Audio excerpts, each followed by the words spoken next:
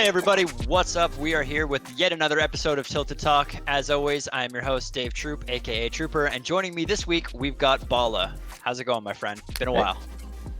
great, man. It's fantastic. I've been having a busy week. Lots of things down the line, down the pipeline, and already, going in action. So I'm excited to be back on here to talk some Fortnite with you, man. It's gonna be fun. Yeah, for sure. Unfortunately, we're missing the other Trooper this week, but he's in Orlando with his family, so family comes first. It's important time to Uh, spend with his Disney niece World or or something like nephew. that. Yeah, exactly. Like I think his sister Nice. had That's has some awesome. young kids, and they're just he gets to be a child as an adult and not feel bad about it. So definitely a good excuse to get down there. Um, First of all, dude, how was E3 for you? Because I didn't get to see you while we were both Uh, down there. yeah, I didn't actually go to E3. That's the issue. What? You I told me you were literally going. spent I Yeah, I was gonna go, but the issue was I didn't have a pass for my wife, and we were down there for Party Oh, Royale first and foremost. So Epic yep. got me a pass, but not a second one, and I didn't manage to grab another one. So we didn't end up going. I didn't want to go by myself without her and just leave her in the Yep. hotel room because she came all this way for me. So, but even then, I didn't really have time to do it because we had rehearsals for the summer block party. Yep. So I don't know. I didn't manage to get to E3. It looked like a lot of fun though. I looked at a lot of streams every once in a while, looked at some VODs and stuff like that of some of the announcements and all that. Um, but yeah, I didn't get to go. And Yeah. unfortunately No. didn't get to meet you. Yeah, that would have been good too. But it was a lot of fun. The Fortnite area, especially, was really cool. They had like a real life battle bus, and they had a bunch of people dressed up in like Fortnite skins. Um, it Yeah. was it was awesome. Epic I Epic knows heard how to throw. Like, it looked fantastic from what I saw from like Dr. Lupo's stream when he was doing the prop hunt stuff and like this Mhm. the live whatever all the people live streaming while they're walking the floor and whatever. It was super cool. And they never those events they never those are like their specialty in my opinion. Like the TwitchCon thing that they did, the PAX West thing even that they did. Yeah. Awesome. Like that entire thing that they had at TwitchCon with the spectating area for the tournament and then the whole thing and then the Nerf booth in the back. Like everything was spot on. And the same thing with Party Royale too. Like that was top notch, like good branding and awesome fun, like at the same time. Family friendly, all that stuff. It was great. Yeah, that's awesome. I mean, they're definitely like I don't know who at Epic is running like the events and the live events sort of like part of their team, but whoever does like you said a killer job like they do. They might be the best at it in the whole industry, which is saying something. Yeah. Yeah, Um, they have to be, honestly. It's crazy. yeah. So anyway, unfortunately we didn't get to run into each other, but we're here now. We get to talk some Fortnite, so it's all good. Um, Yeah. it's been a while since you came on last. I think last time it was like World Cup qualifiers were just getting started. So now that they're all Yeah. I wrapped think they up were and yeah, go ahead. I think they were almost starting. I think it was like literally maybe 2 weeks beforehand or something like that. I don't Oh, remember, but it really? was it was close. It was really close. Because Has it been if it that was long just already? starting, yeah, man, it's been at least 10 weeks because it's ridiculous. Um, but Time yeah, flies, it's man. been a crazy ride and time flies for sure. Well, you've done a fantastic job of casting the ones that you've been involved with and all those qualifiers. But now that they're done, I'm kind of interested to hear, your thoughts on it overall. Like, were there, what players kind of made it in that maybe surprised you, or that you maybe didn't even know about before they started up? What players missed out that you thought for sure were going to get in? I'd love to kind of just get into that right away because I definitely think that's something that a lot of people will want to know more about. Yeah, I think for me the biggest story of at least the solos portion is dubs and clicks. Those guys Hmm. were definitely people who are on the radar going into World Cup, but like they weren't the dominant forces that they ended up being, right? I think they qualified 4 out of 5 weeks in solos, like both of them, right? Together. Like I think dubs missed in week 9 and clicks made it, but clicks missed in week 7. So like all that combined is just crazy. That's just ridiculous. And Dubs was somebody that we knew and we were like, oh my goodness, this guy is consistently at the top of the leaderboards in Scallywag, Blackheart, Lux, all this stuff. But it wasn't to the point where it's like, yeah, he's 100% going to qualify and he's 100% going to qualify 4 times out of 5. Like that's ridiculous. And then Yeah. in duos, it's Stompy and Shinken. And I'm just like, wow, what a performance. I knew, so they were less of a surprise than Dubs and Clicks Hmm. because we knew Stompy and Shinken were a force to be reckoned with. But yeah. And then in terms of like people who missed, I think some of the guys from the, the known community that we knew already going to all the lands, TwitchCon and all that stuff there's a lot of them. I mean, Aspect and Animal is one that we thought would Yep. 100% qualify. Obviously, Aspect qualified in solos, but we thought like if everybody before World Cup picked like a couple of duos or a couple of solos, they would have been up there 100% over all the regions. Aspect and Animal would have been in there, and for them not to be there, I know we had Aspect, you guys had Aspect on the show, is pretty surprising. And then obviously Bizzle Demo, Tfue Cloak, not so much. I think we all kind of knew Tfue Cloak weren't necessarily going to make it, but Tfue qualifying was a whole surprise in itself.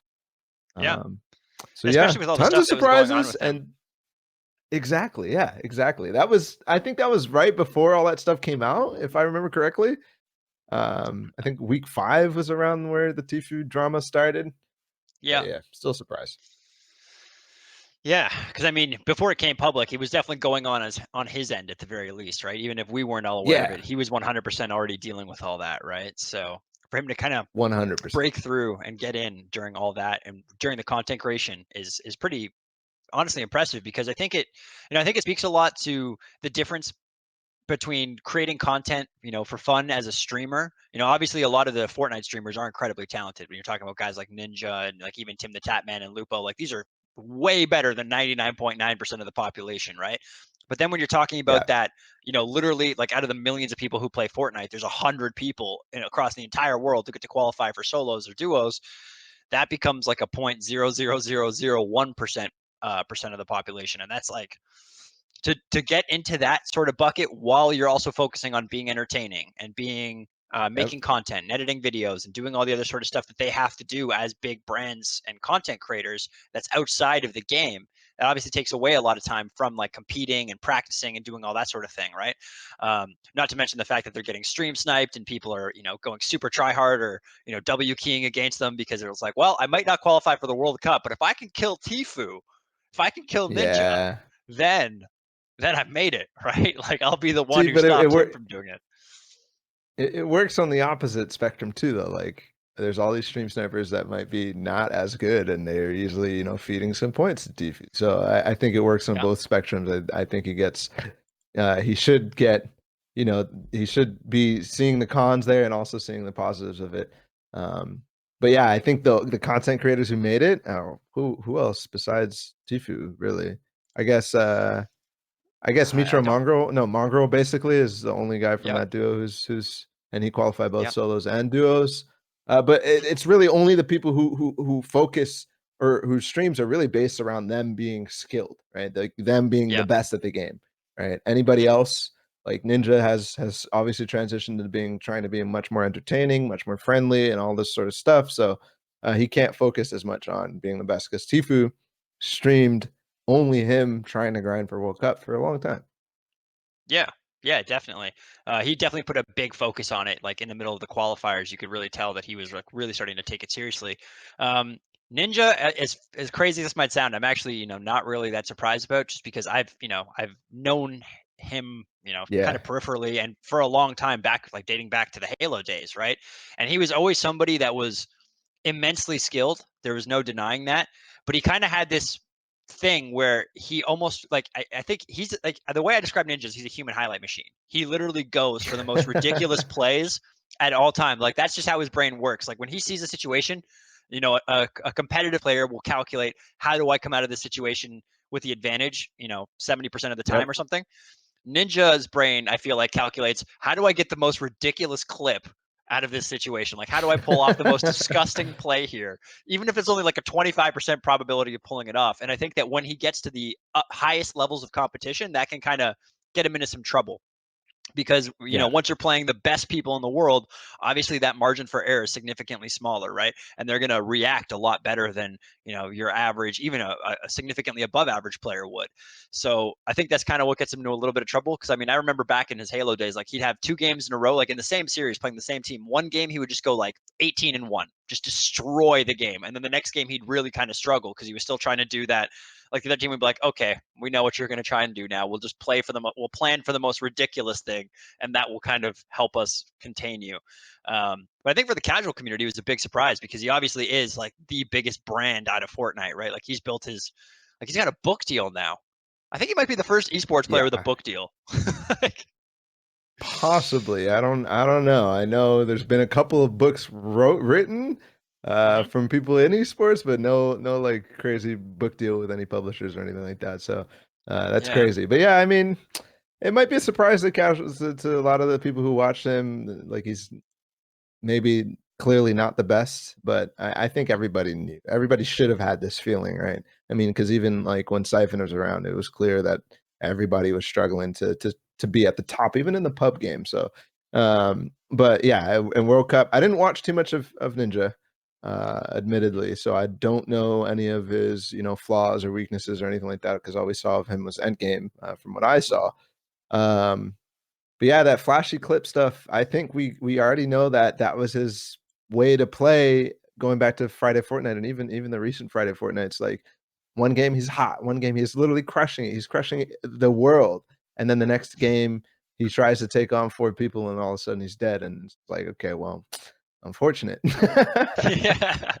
Yeah, that's the thing. It's like for a lot of other people, you'd be like, that's just a dumb play. But for Ninja, your reaction is, well, that's unfortunate because I've seen you pull off crazier things. So, Yeah, exactly. obviously, I'm sure Epic would have loved to have him there just because of his brand and his reach and all that sort of stuff. But I'm sure he'll still be at the event in some capacity, whether it's, interacting with the Yeah, he players said and that doing already. Yeah. interviews, or, yeah, he'll 100% be there, right? There's no way he wouldn't be. So, super excited to see like what happens with the World Cup. Um, we'll come back to the World Cup in a tiny bit in terms of like talking about the actual event itself, Sure. but Yep. I kind of want to talk a little bit more about like yourself since since we last saw you. Obviously, you've continued to grow. The Fortnite community has shown you a lot of love, as even demonstrated today in the AMA you ran. I had no idea you were doing AMA today, but Yeah. I didn't how know how did either that because I go? was supposed to do it Thursday. Oh, okay. So Was that like I Reddit switched changed it it on to you last minute? today. Oh, you No, changed it. I had to do I'm doing the Boom Cup tomorrow, casting the Boom Cup, which Okay. is a EU tournament. Yep. So I had to swap it because I wouldn't be able to answer in the time period that I needed to. So yeah, it went really well. It went better than I expected. There were a lot of good questions. Obviously there was a lot of support. That's the community I grew out from, right? That's where I started. Like I didn't Yep. get any views on YouTube until I started posting on Reddit. Um, Hmm. so I have a lot of love for that community, no matter how far it's drifted from my vision of what it should be. Um, and the AMA went well overall, and my growth overall has been crazy. Like it's unbelievable where I'm at right now, considering like I went full time in January with a pit in my in my stomach, just like, is this the right decision, man? Is this really what you should be doing right now? You're gonna be back to engineering in like 6 months easily. And well, 6 months later, and I'm still standing and farther than I thought I would ever be. So amazing. Yeah, I mean, that's just such an awesome story for, people in all like different areas of esports that kind of want to get in. And it's just like sometimes you just have to take that chance on yourself and you put in the work and you've got the talent and you've made it work. So, as a member of the community, I'm super happy to see that because it's like it's great to have somebody who can cast and like technically like is proficient, but then is also very knowledgeable about the game, and having that kind of marriage. Um, it's just super awesome to see. Was there any questions from the AMA today that you think maybe deserved like a broader explanation, or something that you kind of just answered in a couple lines that you've thought about more since then that you might want to expand on a little bit more here? I don't think so. I think I'm the type of guy to literally, if there's any question, if there's any DM, I'm literally just gonna write a paragraph.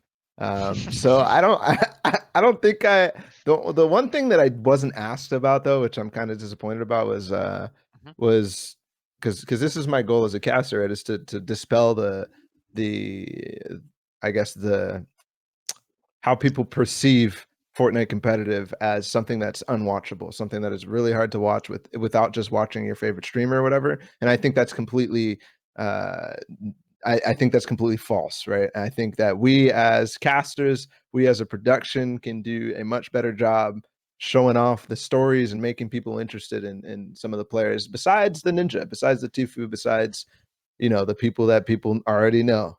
Yeah. So I wasn't asked about that. I'm a little sad that I didn't because I would have gone super in depth in it. But I'll have other chances too. Well, yeah, I mean, right now is a great chance too. I mean, before you get into your spiel, I will say that I think those people are crazy. Fortnite is super, especially the way this format of the qualifiers. You didn't have to watch any of the beginning of the games, which is obviously interesting for analysis and stuff like that. But it's much slower pace, right? By the time you get to end game, it's constant fighting, constant chaos. It's constant action essentially, and you're seeing some really crazy building strategies, some really crazy plays, some incredible skill. I for one think it's awesome to watch. So I'd love to hear, your in-depth explanation of what you think is, necessarily causing people to think that way. Because personally, I don't understand it. I think the whole team production, everything. I thought it was great. The whole qualifier, especially for online, like that is not easy to pull off when everyone's playing online and you're trying to pull in the feeds. Like that is, I thought it was great. So I'd love to hear your take on this. Yeah, I thought it was a great okay, so I think that the World Cup Online Opens, the qualifiers in general was a great success. It was amazing what they did. The scale, I don't think people understand and get the magnitude of what they did, right? That's number one. It's been there's been probably millions of games or hundreds of thousands of games at least and millions of players in aggregate over all this last 10 weeks. So Hmm. probably the biggest tournament of all time. Like if you actually think about it, it's probably even bigger than the Olympics. Like like Yeah. that's a crazy thing to think about, but the scale of this tournament was insane. So I think it was a great success overall, but I don't feel like we improved from week 1 to week 10 to change the viewing experience, both as casters and anything that we tried to do. We improved overall from a show perspective, like making sure that everything goes smoothly, that we start getting chemistry between each other, and our casting obviously improved overall across the board with everybody. Hmm. But I don't think we highlighted any specific story that was super memorable. Like if I think back, I don't remember any. The only one is the week 10 when I was casting with Shio and no, I think I was casting with Zeke actually. And there was the duel between Zexro and Keys, and I forgot his partner's name, Takes or something like that. Um, Yeah. where they were both in qualifying range and they were trying to qualify and they were both in the same game. That was an awesome moment, and I will remember that. But besides that, like sure, I think of these one-off moments, but there's no overarching story to any single week, right? It's just, oh, these guys qualified. Okay. I don't remember how they got there or anything like that. So that's where I think we failed.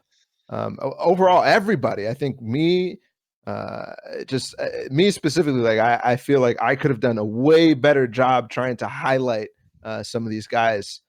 Um, and what made it difficult was trying to stay on top of what they're doing currently, right? I didn't know whether Yeah. they were in a game. I didn't know which game I was watching of theirs. I didn't know who else was near them on the standings. I didn't know who was in the game that I was watching, right? I never, Right. until I got that overview or I switched to their POV, I never got to the point where I would know who's in the game and who's relevant in the game. So that was my issue with the whole way that we were doing it was Hmm. staying on relevant storylines. There's so many times that we ended up watching somebody or a 1v1 or a 1v1v1 or something like that. And it's just like three guys who have 15 points and they're not going to qualify. And sure, it's cool to highlight them. And we want to highlight as many people as possible. But at the end of the day, are we ever going to remember them? Sure, they get the experience of being on stream and being casted, but I don't know. It's just not interesting for the viewer, right? Yeah, that makes sense. I mean, I definitely think, one of the main challenges in something like that is the fact that you guys just have so many players, right? Like you have 100 players in a game 100%. and you have, all these people from all these different regions. It's kind of difficult to kind of stay on top of everybody. I mean, my armchair suggestion would maybe to be to have like a second driver, who's specifically their whole focus is to switch between all the POVs or Yes. find that list of players in the game and kind of just say, hey, like just feed it into your ear while you're casting. Hey, so this person and this person's in the game, and this is where they stand in the standings. Maybe you want to talk about that. Like, just feed you little nuggets of information like that. Um, but overall, I think you guys did a great job, and I can like the Yeah. fact that you want to improve is great. Like that's always like the key, right? You always got to find something, even if you think everything went amazing. You got to find a little thing that you're like, well, if we step this up, it can get even better next time. And I 100%. think what you're bringing up is pretty valid. Like, but it's also very hard. Like, even if you would, as a viewer, even if you had given me really compelling storylines for like 50 different players, how do I remember 50? How do I remember the storylines of 50 different players? It's like most games Right. just they don't have that problem of scale that Fortnite has, right? Where there's so many competitors and there's such a big lobby and such a big game that it kind of makes it difficult to keep track of everybody. Like even me, I've been looking at stats and watching videos and watching the qualifiers, and people will like I'll see a name and it's like, where do I know that name from? What is it? And I have to like almost go back, and it's almost like the names all kind of bleed together in a certain sense, unless they're in that like very very elite category of people who have won tournaments or stood out in some significant other way, right? And also Yeah. just like, how do you get to know 100 different people?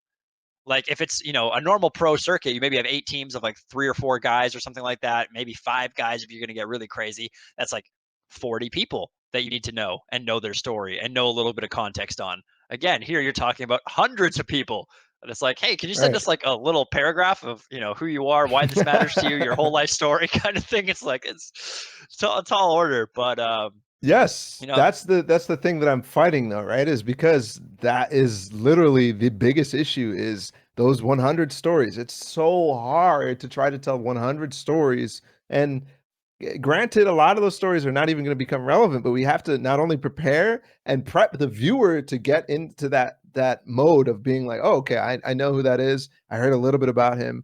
I at least, when he's first on screen, be able to present something, because if he is the guy that ends up popping off, then all of a sudden this becomes interesting. And all of a sudden, if there wasn't that pre-information, it's not interesting, even if he's the winner of the tournament. And that's happened multiple times in Summer Skirmish, in PAX West, right? Morgalzi, like his entire story was not told until he won, right? The first thing that we really knew about him was that he was speechless at winning $225,000, which in my mind, my mind makes that point valid, that people are saying this is not watchable. And I think it's wrong, because I think we can break it down and put it into digestible forms. With 100 people, it's very difficult, and that's why I'm very scared about the fact that we have 6 matches only for World Cup.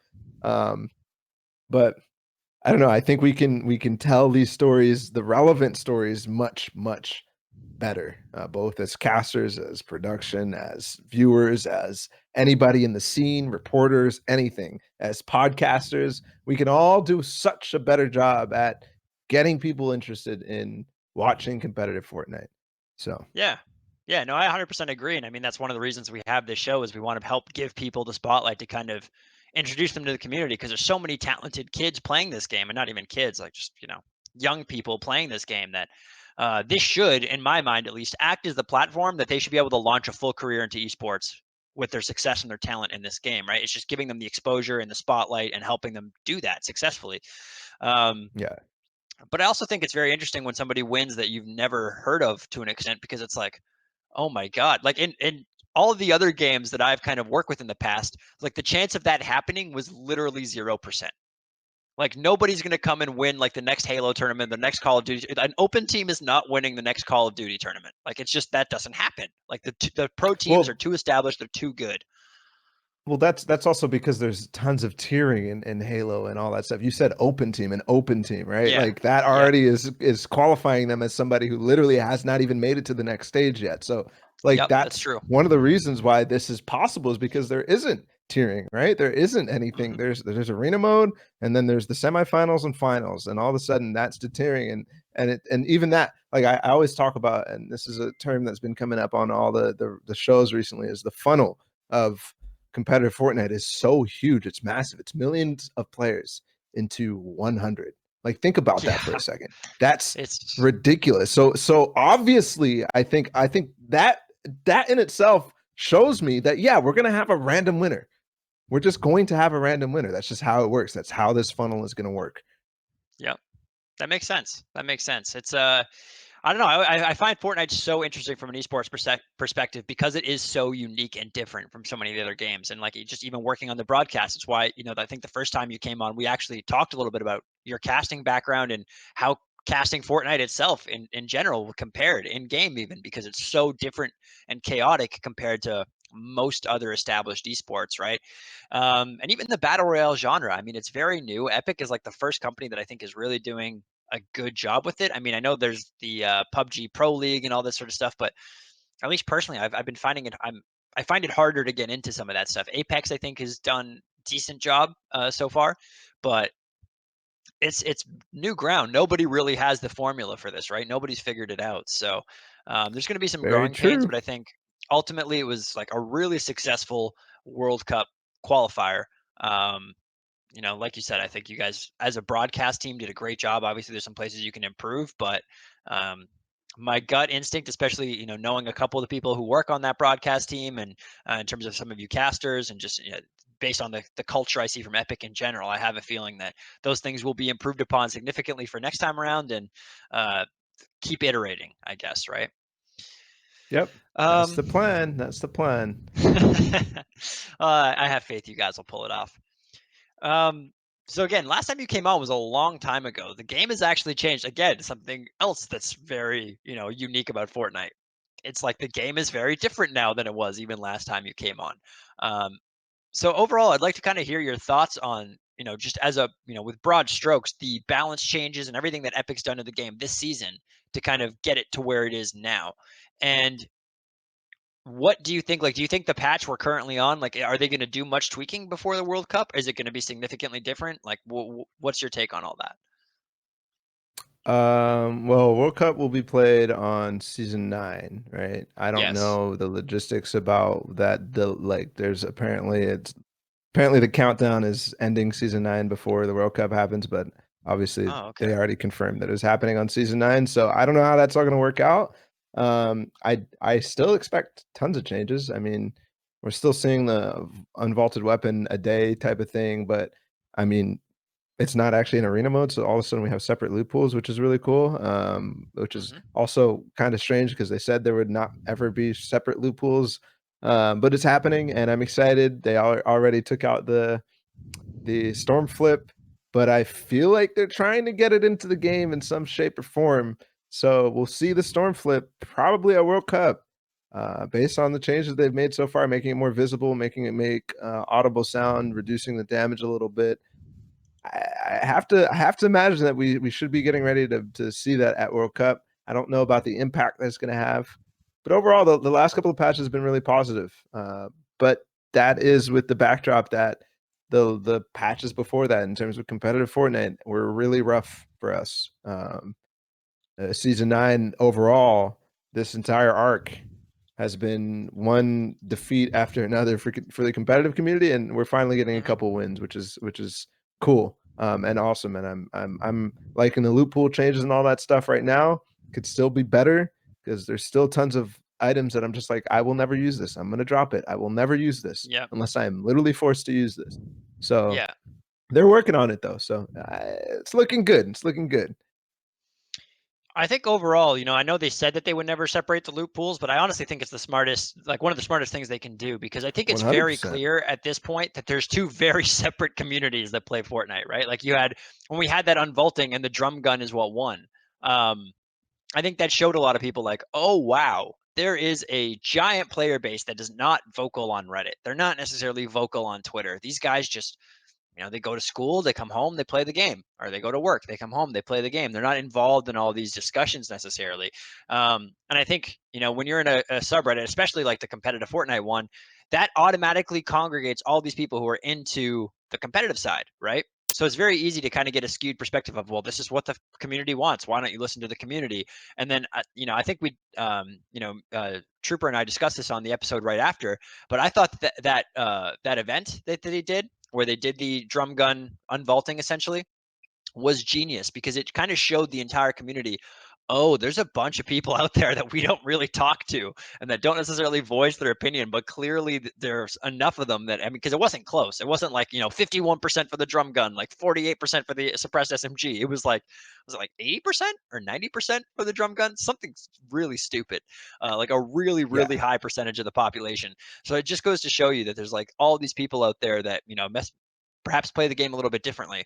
And that separate loopholes, I think it really makes it so that both communities can kind of get what they want out of it. And Fortnite and Epic, excuse me, can consistently update Fortnite. Add all this crazy new stuff in that they become famous for essentially. Like they're constantly adding new, cool, innovative like items and weapons and all the vehicles and all this sort of stuff into the game.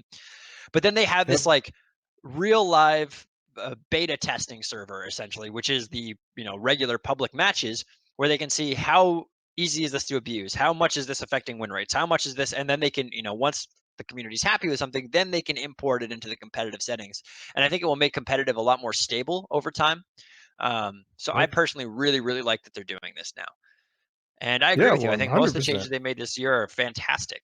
um, so we were going to kind of talk about the content update a little bit this week, but there wasn't really all that much to talk about. I mean, there's a new revolver, but it's, essentially like a good shot. Do you have something that you really want to talk about from this content update that just came out?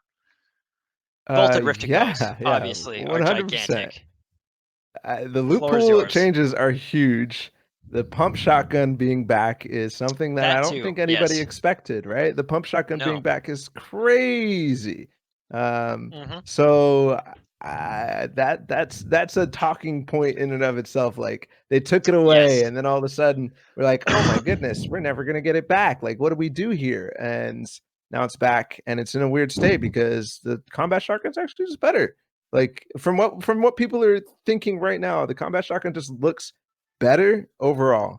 Um, so I don't know, but people are excited. People are happy that the pump shotgun's back, and there were a few changes. I actually can't think of them off the top of my head, but this was a really really good patch. Like really really good content update.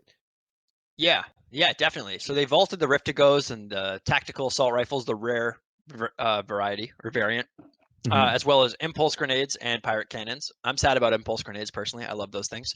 Um, and then they unvaulted a bunch of stuff. So the uncommon and rare pumps only. So this actually kind of gets into the next discussion I wanted to have. So we're gonna park that there for half a second. They brought back the they tweaked the burst SMGs. They brought back the suppressed SMG also very very quickly. I mean, Yep. that thing got vaulted maybe like what, 3 weeks ago? Like when the suppressed Yeah. 4 weeks ago, maybe. Like it doesn't feel like that long ago. Yeah. It And was that's three already weeks or back. less. 100%. Yeah, yeah. So they're really, I think, they heard the community loud and clear on this one.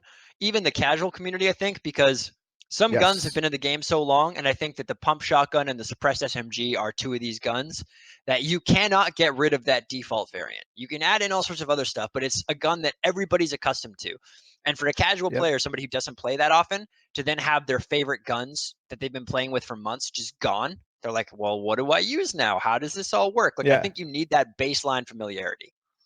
I think getting rid of the pump without having the combat shotgun already in place was a mistake. I think people literally will probably never even realize that the pump is back and have quit the game because and I'm talking like casual community, like serious. They people love the pump. People thought Fortnite was about the pump, right? They like Yeah. forget about building. It was about the pump, man. The pump was the thing that you play the game for. All the way back to, I mean, the history of the game is all it revolves around the pump, the double pump, taking away the double pump, blah, blah, blah, blah, everything revolves around the pump. So Yep. it was, in my opinion, a huge mistake. Even if the combat shotgun was better, even if it plays better, it feels better, people see that the pump is gone and just be like, nope, I'm done. Hmm. Right? That's like removing the AK from Counter Strike. Yeah. Like Yeah. that's There that's was that a, like removing the BR, like the battle rifle from Halo. And I know they yeah. did something like that, and It didn't go well. No, it didn't. No, it didn't. Yeah, I think you're spot on with that because it's like the pump was so iconic and such a staple. And I think there was even a great Reddit thread about this where that was the exact analogy that the thread made is that like, it's impossible to have a game balanced where everything is of equal viability. Sometimes you just have based on the gameplay mechanics and the way that Fortnite has evolved, especially with building and everything, you have a lot of close range battles. The shotgun was just a necessary component to that. And the pump shotgun, especially for people who are skilled and could hit that one shot, I think it really made a big skill gap. And, to bring it back is great. So this will kind of roll into actually just before we get into this discussion a tiny bit further, I just want to take a second to mention Friday Night Fortnite this week. It's going to be a charity stream. They're going to doing the whole thing for charity this week. Uh, it's dedicated to Etika, I'm not sure if I'm saying his name right. I think that is obviously a really popular Nintendo YouTuber who passed away. And I think this is a great thing the Fortnite community is doing, and just another like in my opinion, prime example of how awesome gaming communities can be and how protective and inclusive they can be of their own people. And when something goes wrong somewhere, everybody kind of rallies together to show their support. So I think this is really awesome of everybody who's organizing this event this week. Hats off to them. Good on you guys for doing this and for a good cause. But I just wanted everybody to be aware of that. And if you need a reason to tune in, sign up, do whatever, like now you got one. Yeah. Okay, back to the pump. So they're bringing it back, but just a couple of variants. Now I think what went when things went really wrong was them introducing the epic and legendary variants of this gun into the game because Mm, they like the mm. blue gun was already strong enough. Like you could get a one shot with it, right? So when they introduced these even stronger, more powerful versions, I think that's what really made the game start to feel like, oh my god, this game is just pump central, and that's all the only thing that matters. You don't need another gun. Like you Mm. definitely saw a lot of pump shotgun suppressed SMG combos. The suppressed SMG takes out the build, and then you walk in, pump them, and it's over. So when they brought it back now, they've left the epic and legendary variants out. Personally, I think this was a good decision. I'd love to Yeah. hear your thoughts. Yeah, I hated the epic and legendary. They were so strong. Not because of the damage. It was because of the pullout times. The pullout times on Yep. those were ridiculously fast, and they were faster than any other weapon in the game. And that made it so that you literally didn't even have time to react to somebody pulling out their pump and taking you out, especially in endgame. It was just like boom, boom, boom, boom, boom. There was no reason to try to do anything besides get one of those and just go on and go on and go on. So that was also the kind of turning point for me. I think was for sure the epic and legendary pumps, and how those affected everything. Right, it's an ecosystem. Right, it affects the casual scene, it affects the competitive scene, it affects everybody all together. And I'm curious now that they've done this and they've added the green and blue shock or pumps back. What were those stats actually? What does it break down to when you actually think about it? And how was it before and after the introduction of the legendary and epic pump shotguns? Because that is super interesting to me. I'm curious. Yeah, I mean, I always love to see these analytical numbers because it kind of gives you insight into the decisions, right? Like these developers, I always have faith that these guys are, smart dudes. It's not easy to code or work on a game. So like they're not just sitting around a table going, huh, maybe we should just get rid of them. Yeah, let's just do that. Like there's definitely some numbers driving this, right? And then when they bring them back, obviously there's some numbers driving that decision as well. So I'd also be really curious to see those statistics. But yeah, this was a big Reddit discussion that's kind of been going on since it's been brought back. I think it was on the competitive Reddit subreddit, I believe. Um, Mm, but yeah, they were, here's the post. It was just essentially saying that they were just too strong. And this person thinks that it skewed Epic's perception of all the pumps. I'm not necessarily sure. I think they probably have it broken down exactly to the gun and rarity. So blue, rare, like blue pump, green pump, like they have it broken down like that, I would assume. yeah, Um, without a doubt. And now that there's more types of shotguns in the game, maybe they feel like with this combat shotgun being even stronger than the pump, they go, well, maybe we just bring it back because apparently this combat one's even better. So we can just kind of leave this with people and it won't be a problem because they've already got the stronger option. Like it's no longer the most OP shotgun, right? But the other thing that I think is kind of interesting and that I didn't really see anybody talking about in regards to bringing the pumps back is the fact that just last week, I believe it was just last week, they actually kind of reverted a change to pulling out your shotgun. Where now, if you double pump or if you double shotgun, you still have that delay time. But if you go from SMG or assault rifle to shotgun, they've gotten rid of that like loading out your shotgun time. So I Yep. think that will be a massive benefit to the green and the blue pump. It might actually kind of put them in a very similar position to where that purple and gold one were. I don't know about pushing them up to that. I mean, there again, most people only carry one pump shotgun, so it's not like they are going to Yeah. be carrying a different. It's going to be put in a different position. But in terms of strength, I don't think so, right?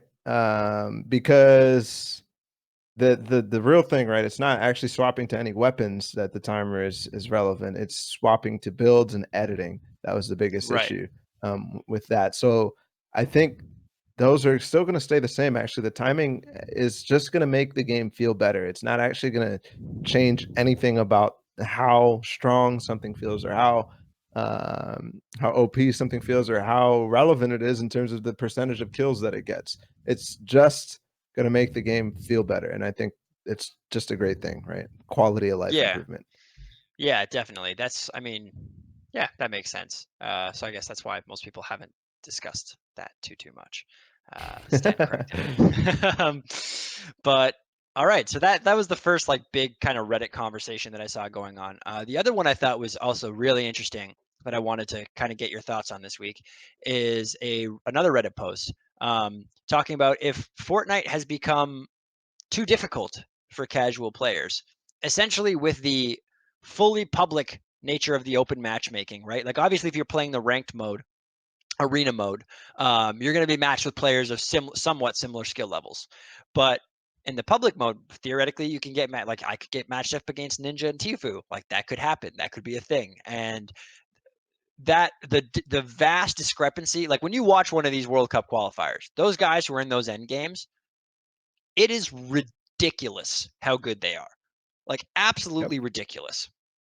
And then you compare that to a young kid, or compare that to somebody who, maybe plays once a week after work with some of their friends or something, right?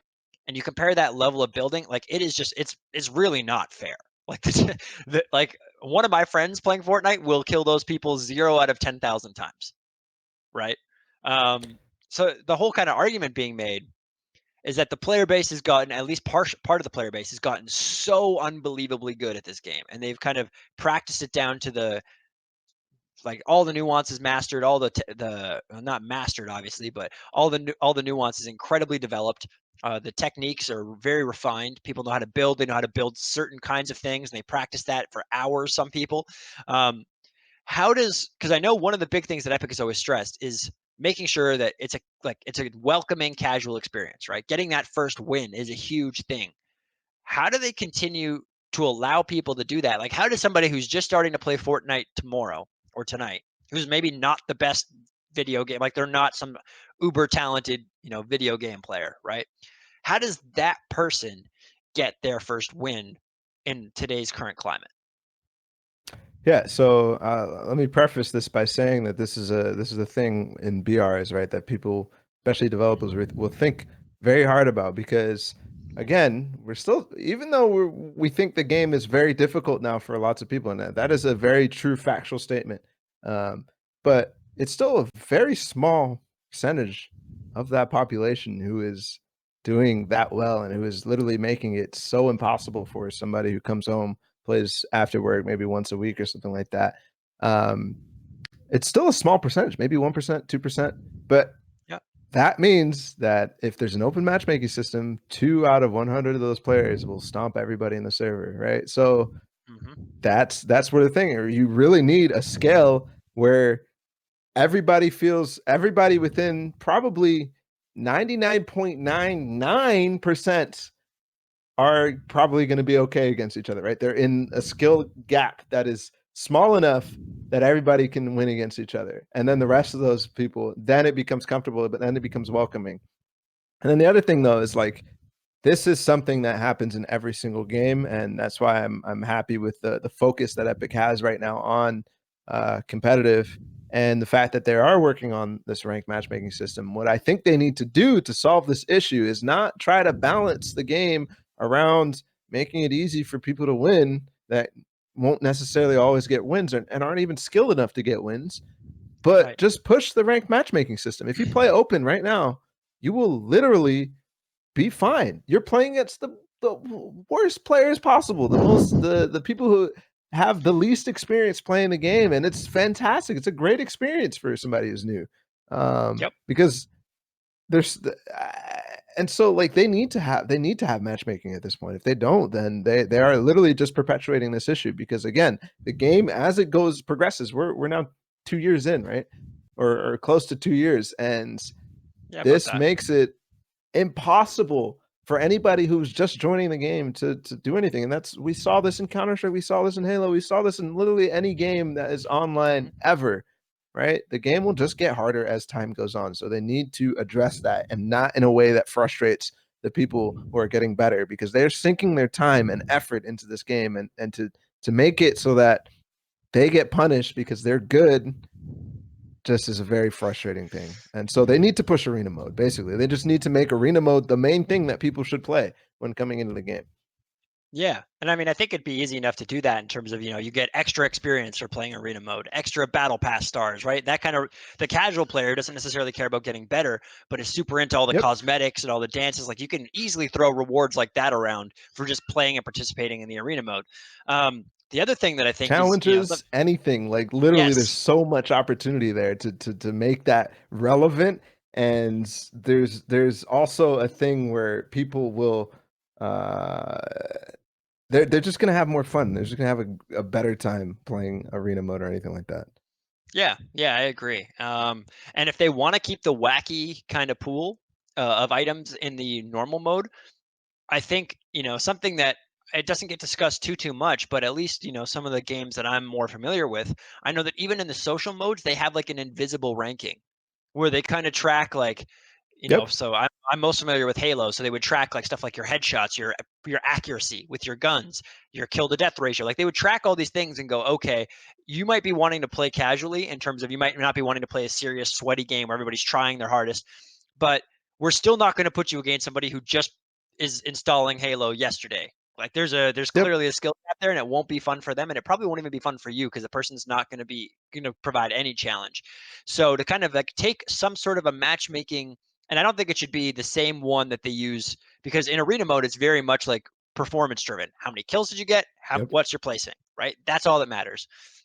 I Yep. think there's an opportunity for them to use some more advanced analytics to kind of try and put players together that are of some similar skill level. Like when how many what's your average like number of builds in a game or per 1 minute, right? Like if you were to Yeah. calculate that, if somebody has like something like 50 or 60 builds or 70 builds in a minute, that person probably should not be playing somebody who averages 5 builds per minute, right? Over the course of 100 minutes played or something like that. Yeah, I have to imagine that that is in the works, right? Because I can't see a system of arena that stays forever on a point-based matchmaking system that is based on a format that really doesn't even incentivize winning the most, right? So Mhm. I can't imagine that that is not a thing. But you have to think about how difficult most Oh, normal elo systems are to implement in Fortnite, right? Because it's 100 players, it's not head to head. It's so right. much more difficult to say he just died to somebody who is way less in elo than him. What should happen to him? Right? What was, because there's so much more context behind that. So it's a very Yes. difficult issue.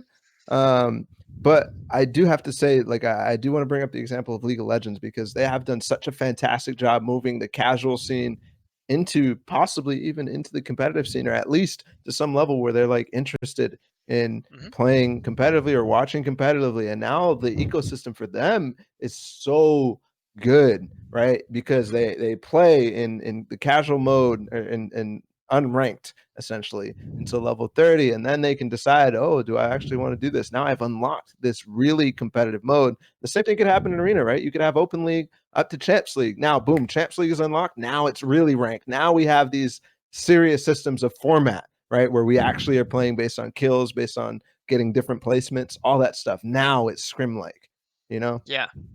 Yeah, that makes a lot of sense. And honestly, that's a great example because League has done a fantastic job with that. I mean, I've been around League of Legends for a long time and just watching that development and how they've kind of pushed that community into the more competitive side, be it, promoting the competitive play significantly on their client, giving you achievements for watching competitive games and being logged into LOL esports and little things like that to get people's interest going. I think that definitely there's some things that Epic can learn or steal, nicely steal from Riot to kind of bolster their, if there is such a thing, to kind of bolster their competitive scene. But I think, the point you made about the elo system is great because it is true. Like, there's no game that's ever tried to rank 100 different players in a game. And how do you contextualize? Well, maybe that guy died to somebody who was way worse than him, but was he getting shot at and trying to build and protect himself against somebody who was way better than him at the same moment? Like, there's so much to factor in there, right?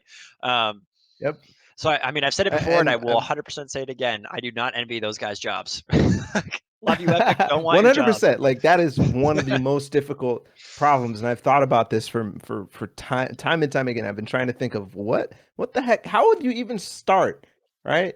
And it's very difficult, very very difficult. So that's why I think they're sticking with the point-based matchmaking system for so long. But a note about ecosystems, right? An ecosystem only thrives when every part cares about each other. In my opinion, that's what defines an ecosystem, right? But whether it's Mhm. knowingly or unknowingly, but in most cases, there's some sense of knowingly, especially as humans, right? Like we know that we have to do a good job at supporting this or that or this, even though it's not necessarily relevant to us, but it still is. So I think that applies to Fortnite specifically because there's a huge issue with transition from casual to competitive to arena, all that stuff that we've just been talking about, and that's gonna bite us, I think. Yeah, yeah, definitely the smaller they can make that transition, the better. But without, like you've mentioned before, without kind of sacrificing the integrity of any one community, especially the competitive community, because those are the people that literally only play your game, right? And those people who log 100 hours on your game in a week or 2 weeks or something, like 100 hours is a lot, but you know what I'm saying here. Um, those are the people that will, they're the best ambassadors for your game. They're the ones who their friends call them up. Hey, you want to do this? No, I'm playing Fortnite. Go away. Right? Like, Yep. they're the ones who are really going to promote your product and with word of mouth and telling people this is the greatest game. If you're not playing this, you're wasting your time. Like, I don't know what else you could be doing with your life except playing Fortnite. Uh, those are Yep. the people that you want to make happy, right? Um, so Well, I unless you think have that a was massive, amount of other people who are doing that, not even, like by accident, they're almost doing that. You know right. what I'm saying? So, Yeah, that is true. That is true. It has become like just that. It still boggles my mind how just crazy popular and successful Fortnite is. Like, my parents are like 70 basically, and they've been like, "So what's this Fortnite thing all about?" And it's like, yep. The what now?" I, Like, I still can't step outside without seeing or go to the movie theater without seeing a kid flossing. Like it's ridiculous. oh, Like it makes me annoyed because of like really, oh my goodness, it's still happening. But at the same time, I'm like, wow, how has this reached this many people? Like it's crazy the it scale of this game. Yeah, the cultural impact it's had is ridiculous to even begin to think about. And what's even more impressive is, there was games like Counter-Strike or StarCraft or even, like any of those early day games that you're like, yeah, this seemed to have a big cultural impact. But there was like 5 games out that were even remotely decent, right? Like today, there's at least 100 fantastic games that you could sink hundreds of hours into without a problem. Like, fantastic experiences. And Fortnite, even despite all this incredible competition, has been able to achieve this. So I think it really says, I don't, I've thought about this a lot. I don't know exactly how they did it. I don't know what it is that's like struck this nerve, but yeah, I mean, all you have to do is turn on a sports game, even like watch any sport. They'll do a crowd shot. Yep. There will be a kid. He will see himself on camera, and you will see either machine gun dabs or a floss, like 100% guaranteed. Like, it's kind of ridiculous. Do you ever get recognized when you're walking out? Have you ever gone to a movie and had some kid be like, "Oh my God, it's Balla"? Has that ever happened to you No, yet? not yet. No, not yet. Give it time, my friend. Give it time. I think, especially after this World Cup, I mean, there's going to be a lot of eyes because, obviously the qualifiers were very popular. A lot of people watch them, but I think the World Cup, you're going to get a lot of the casuals watching too. A lot more casuals than watch the qualifiers. At least that would be my Oh thought. yeah. 100%. It was already that in the summer block party, right? It was already Yeah. that amount of exposure. I mean, it'll probably be 100% more, without a doubt. But I was already starting to get that. Like there, when I was walking around, yeah, people were like, "Oh, you're the guy who just did that pre-show thing. Cool, nice to meet you." Like it was that sort of thing. Um, but yeah, not outside, not yet. It'll happen one day. One day you will be bothered whenever you go anywhere. Someone will be like, "It's Paula," and Can't wait, man. I can't wait. we didn't even get to really talk about the summer block party, but like we've already been going at this for over an hour, so um, maybe we'll revisit that another time on your third appearance here. Sounds good, man. Sounds good. Let's get into clips of the week. So, as you guys know, every week we kind of nominate some clips. They have to come from the past week, unless somebody pulls a fast one on me, which has happened once or twice, and they submit an old clip, and I don't catch like, oh, what's that gun in their inventory? That hasn't been in the game for 3 weeks. Oops. Like, That's a bouncer. What do you mean? It's yeah. 2019. Yeah, it's happened once or twice. It's happened once or twice. But if you guys want your clips featured on the show, send them my way. Send them a Tilted Talk Show, and we will, if it's a good clip, if you pulled off some magic, we will feature it. We love seeing good plays. So let's get right into it. The first one is from Reddit, Ruby Q or Ruby K. I don't know how to. Names are hard, guys. Some basic building here. I think looks like he's got a guy up above him. And oh yeah, this is a ridiculous snipe. Now I remember the clip. Okay, buddy. That's Right? ridiculous. Like this is the type of stuff where you're like, I guess I'm just trash. Like how do you do that? That's why I love the flintlock. There's a lot Oh, of there's a lot of people right now who are like the flintlock is super OP, but this in combination with the impulses is just so much fun. Like this shot is yeah. ridiculous. I really like it. I love it using an impulse, a flint knock into the heavy sniper. Man, this should have been submitted for Ninja Trick Shot Creative World Cup or whatever because this was dope. Right? Yeah, that's what I thought too. I was like, that's one of the more impressive ones I've ever seen. So shout out to Ruby Q. I hope that's how you say your name. If not, you can crucify Rubik me is my later. attempt. Rubik. Rubik? Yeah, that might work That's too. my attempt. All right.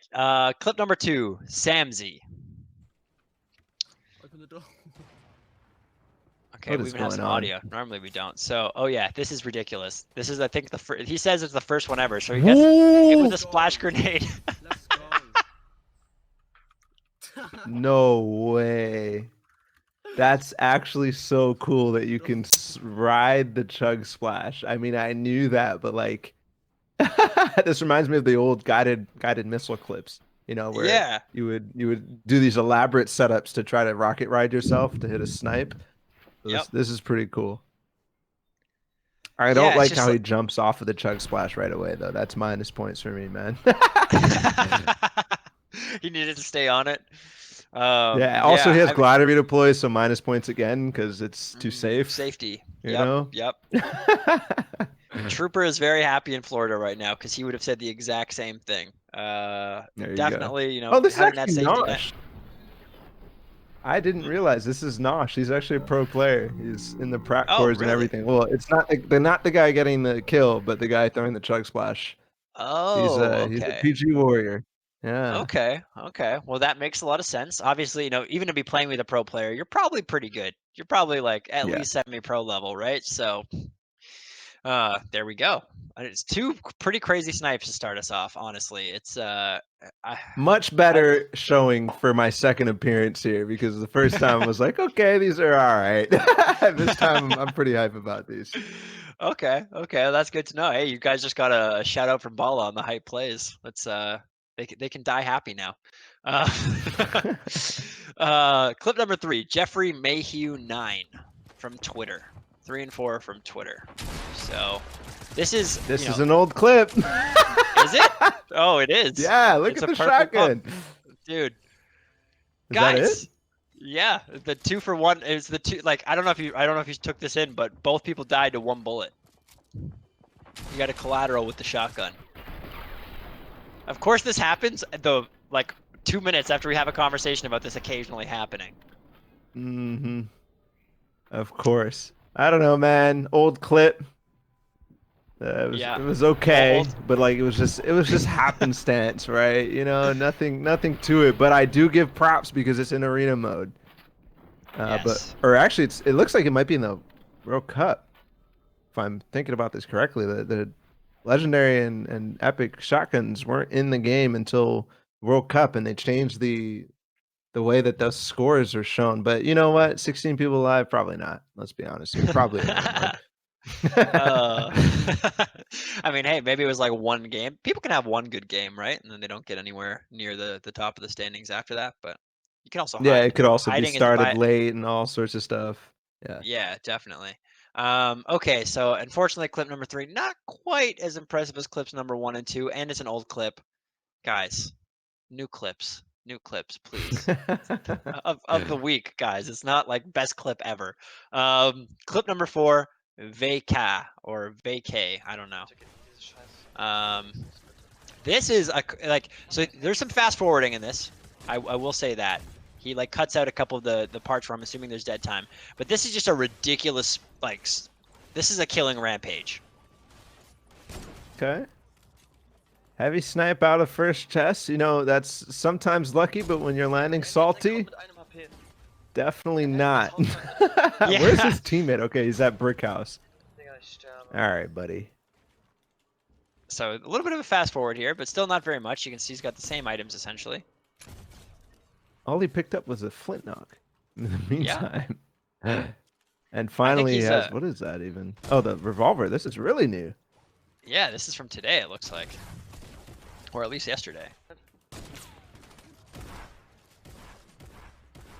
All right, you know what? I was hype in the beginning because he made do with a probably not so good situation. But then to add these clips, you know, like the snipes in the Yeah. beginning were dope. These Yeah. clips at the end, it's just normal, right? You've already farmed, you've got some weapons, you have a scar, everything. You're just wall replacing. It's a normal fight. Yep. But again, arena mode, right outside the champs threshold. This is pretty good, pretty hype. Yeah. This means this guy definitely knows his stuff. It's clearly evident by his clip.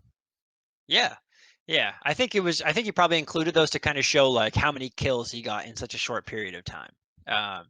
It's definitely a great start to a game. I mean, like that's how you dream of starting like a World Cup match or a tournament match, right? You just kill everybody right away, and you're like, well, I can even die now. It doesn't really matter. I just got a ton of kills. So, um, somewhat impressive. Definitely the snipes, the beginning, the first half of the clip far more impressive than the latter half. I agree with you on that. Okay, so before we show the Twitter results, I'd like if you're in chat right now, please put 1, 2, 3, or 4 for clip 1, 2, 3, or 4. Rabik, Samzi, Jeffrey, Veka. That was in order, so 1 obviously corresponds to the first one, etc. Who do you got winning this week, Balla? Let's see if the people agree with you.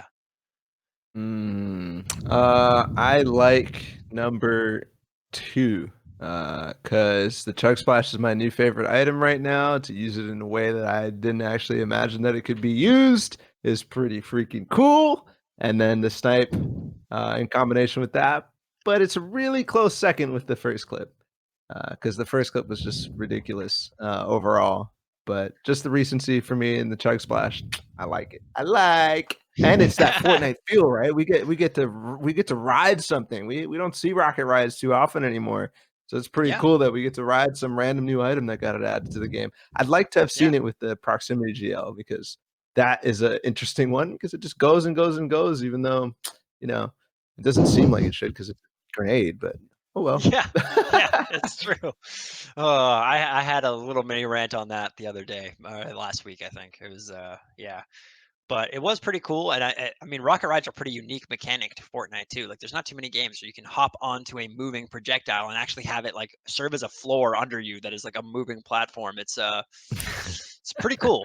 It's pretty cool. So for that guy to pull off that snipe, I think that was yeah, that was Samzy. So let's see. Do the people agree with you? Drum roll, please. Oh, What? wow. 0%. Dang. All right. You guys are What? haters. You guys are That haters. doesn't make any sense. What? Wait, why did the guy in last, the last guy get 45%? Hold up. He won? Yo, he got 45% to 44. What? Yo, your voters are tripping. This isn't the first You're time we've said this tripping. either. Oh my god. Okay, guys, we love you, but please, for the love of God, like you've got a Fortnite caster here, and you guys are Did you saying, guys even watch the clips, man? Did you was it even just watch the random clicks, clips? guys? I don't know. I It's don't just know, random man. clicks. Yeah, I think it honestly might be at this point. Like, this was still a good I clip. Do mean, not get me wrong. No yeah, disrespect to the man, exactly. but like, come on. Those first two clips were ridiculous. I don't know. I mean, maybe it's because it was just one shot that people are like, well, this is more impressive because it's multiple snipe shots. I don't know. I've given up trying to understand the logic of the internet.